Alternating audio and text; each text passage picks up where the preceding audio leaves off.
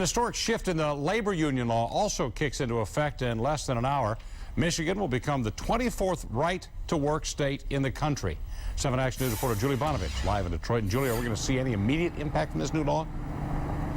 Stephen, we may not necessarily see a big immediate impact. It will impact people first whose contracts expire soon, but a lot of unions rushed to renegotiate their contracts at the last minute.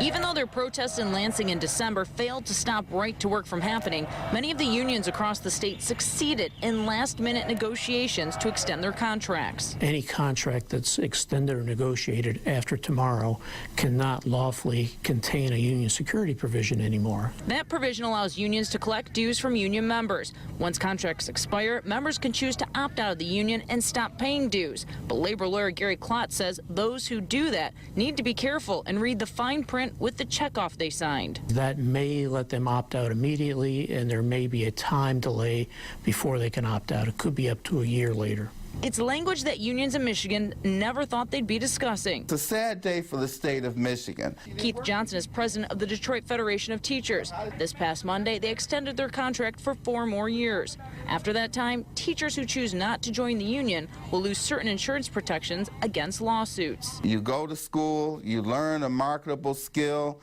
and in order to prevent you from being arbitrarily or capriciously terminated or disciplined, you have union rights that give you some protection. But those who help push right to work through the legislature argue the new law will create more jobs and make Michigan more competitive in the business world. Under the Governor Snyder's leadership, we have really done a great job of moving Michigan along the continuum of removing much of the uncertainty related to investing in Michigan.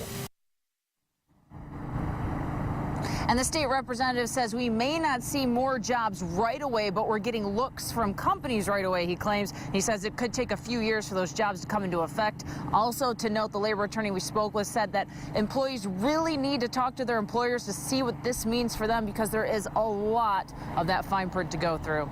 We're live from Detroit. Julie Bonovich, 7 Action News.